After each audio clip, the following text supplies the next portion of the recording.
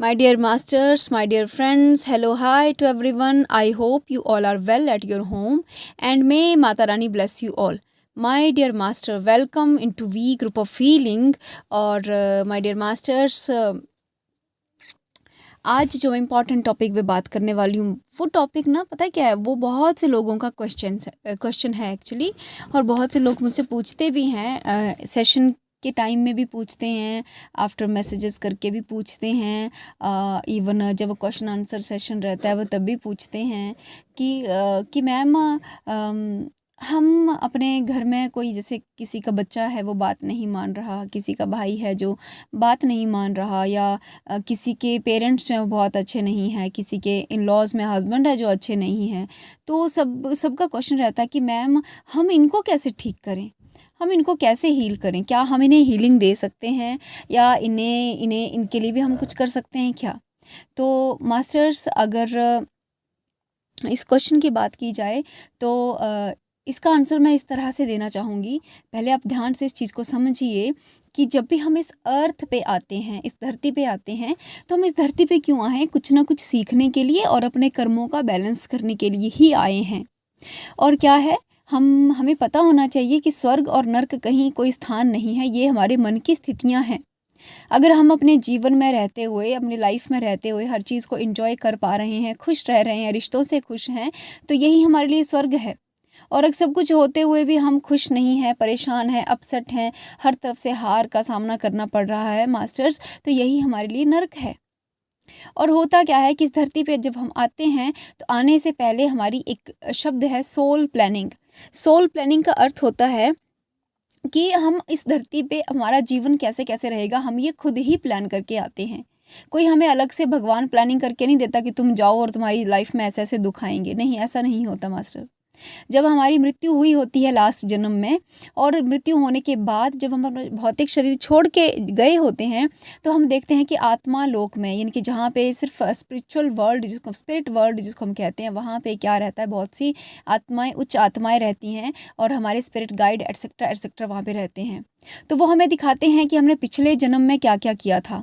और क्योंकि हम तब आत्मा के स्वरूप में होते हैं, तो हमें वो सब चीज़ें जब दिखाई जाती हैं तो हम खुद ही रिग्रेट करते हैं, ओहो मैंने यहाँ पे गलत किया था, ओफो मुझे यहाँ पे ऐसा नहीं करना चाहिए था। जैसे आपने किसी को बहुत दुख दिया तो फिर तब आप कहते हो, ओफो मैंने तो यार बहुत दुख दिया इस इंसान को, मुझे ऐसा नहीं करना चाहिए था। तो फिर तब हमारे स्पिरिट गाइड कहते हैं कि ठीक है, अब तुम्हें लगता है कि तुम्हें ऐसा नहीं करना चाहिए, तुम इसको इम्प्रूव करो, दोबारा से धरती पर जन्म लो। और जन्म लेने के लिए फिर हम कहते हैं, हाँ ठीक है, मैंने देखो इस पर्सन को मैंने बहुत भला बुरा कहा था, अब मैं दोबारा धरती पे जन्म लूँगी या लूँगा, तो उस समय क्या होगा कि मुझे भी इस दर्द का एहसास करना है, मुझे भी ये एहसास करना है कि जब कोई किसी को भला बुरा कहता है तो किस तरह का लगता है। ठीक है। और फिर आप करते हैं अपनी प्लानिंग कि मैं बर्थ लूँगी, मैं यहाँ जन्म लूँगी, यहाँ जन्म लूँगा। और उसमें फिर आप क्या कहते हैं, अपने लिए पेरेंट्स चुनते हैं कि ये मेरे माता पिता रहेंगे, ये मेरे हस्बैंड रहेगा, ये मेरी मदर इन लॉ रहेगी। और उनमें से आप एक ऐसे पर्सन को चुनते हैं जो कि क्या होता है, अब देखो ना, आप लोग जब चुनते हैं तो आप वैरायटी चुनते हैं। कुछ रिश्ते अच्छे चुनते हैं, कुछ रिश्ते आप स्वयं ही खराब चुनते हैं, क्योंकि आपको अपने कर्मों को बैलेंस करना है। आपने पिछले जन्म में किसी को भला बुरा कहा है, आपको जानना है कि भला बुरा कहते हैं तो कैसी फीलिंग आती है। तो डेफिनेटली आप अपना कोई एक आध रिश्ता तो ऐसा ज़रूर चुनेंगे जो आपको बार बार उस चीज़ का एहसास दिलाए। ठीक है। अब वो रिश्ता जो होता है कि अब देखो सब लोग अच्छे अच्छे बन के आ जाएंगे तो आप क्या सीखेंगे, फिर तो कुछ नहीं सीख पाएंगे। तो अब क्या करते हैं कि स्वयं ही खुद ही चुनते हैं, ये मेरा मदर फादर, ये मेरा हस्बैंड, ये मेरा वाइफ, ये मेरा इन लॉज, ये ऐसे जो भी। ठीक है। अब वो जब इस धरती पे आए तो आके फिर क्या करेंगे, वो जैसा जैसा आपने उनको कहा था कि देखो तुम जाना और तुम मुझे इतना इतना परेशान करना, तुम ना मुझे ऐसी ऐसी बातें कहना, ओके। तो आपके बीच में वो कॉन्ट्रैक्ट साइन हो गया, डील पक्की होगी, हाँ ठीक है तुम जाओगी तो मैं तुम्हें ऐसा ऐसा कहूँगा या कहूँगी। और फिर क्या होगा कि तुम्हें बहुत बुरा लगेगा, तो तुम अपने इमोशंस पे ध्यान देना, और इमोशंस पे जब तुम ध्यान दोगी तो तुम स्पिरिचुअल पथ पे आगे जाओगी। लेकिन यहाँ पे आके तो हम सब कुछ भूल गए ना, है ना। तो हुआ क्या, हमें करना ये था कि हमारे घर में जो नार्सिस्टिक पर्सन है या जो भी हमें परेशान कर रहा है, दुखी कर रहा है, हमें कुछ भी भला बुरा कह रहा है, तो हमें अपने अंदर देखना है कि कहाँ हमें बुरा लग रहा है, कहाँ हमारे विचार गलत हो रहे हैं। तो हम ये ना देख के हम कहते हैं ये अपने अंदर ना झाँक के हम उस पर्सन को कहते हैं कि ये मेरी लाइफ में ना होता ना तो मेरी लाइफ बहुत खुश होती। लेकिन माय डियर मास्टर, अगर वो आपकी लाइफ में ना होता तो कोई और होता, अगर वो कोई और ना होता कोई और होता। लेकिन आपको आपके कर्मों का, आपको आपके अंदर झाँकने का एक मौका जो बार-बार इंसान दे दे सकता है, वो कोई ना कोई तो ज़रूर होता मास्टर्स। इसीलिए आपकी लाइफ में, आपकी फैमिली में अगर कोई ऐसा पर्सन है जो आप जिसकी वजह से आप बहुत परेशान हैं, तो बहुत दुखी हैं, तो आप उसको हील नहीं कर सकते।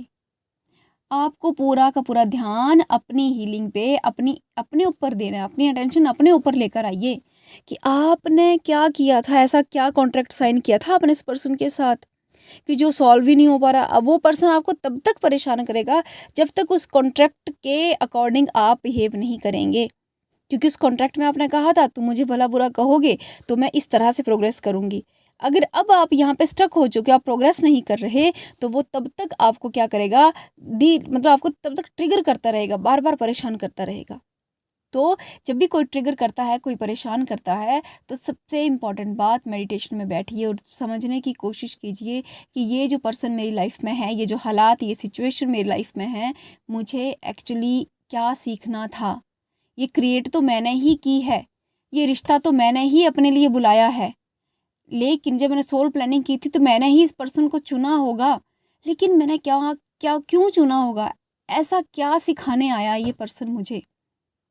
और माय डियर मास्टर, कॉन्ट्रैक्ट के अकॉर्डिंग जब आप वो सीख लेते हैं ना, कोइंसिडेंटली नहीं कह सकते, मतलब यूनिवर्स क्या करता है फिर। अब उस पर्सन का देखो ना, वो पर्सन का काम ही उतना था आपको एहसास दिलाना किसी चीज़ का। अब आपको वो नॉलेज, आपने वो विजडम आपने ले ली, वो पर्सन या तो उस पर्सन का बिहेवियर चेंज हो जाएगा, गारंटेड, या तो उस पर्सन का बिहेवियर चेंज हो जाएगा आपके लिए, बहुत सॉफ्ट, बहुत नरम हो जाएगा। नहीं तो इट मे बी पॉसिबल कि वो आपकी लाइफ से दूर चले जाएं या आप उनकी लाइफ से कहीं दूर चले जाएं। यूनिवर्स आपको क्या करेगा, जो भी आपके लिए सुटेबल सिचुएशन होगी उसके अकॉर्डिंग वो आपके लिए प्लान करेगा। मास्टर, समझ आ रहा है ना आपको?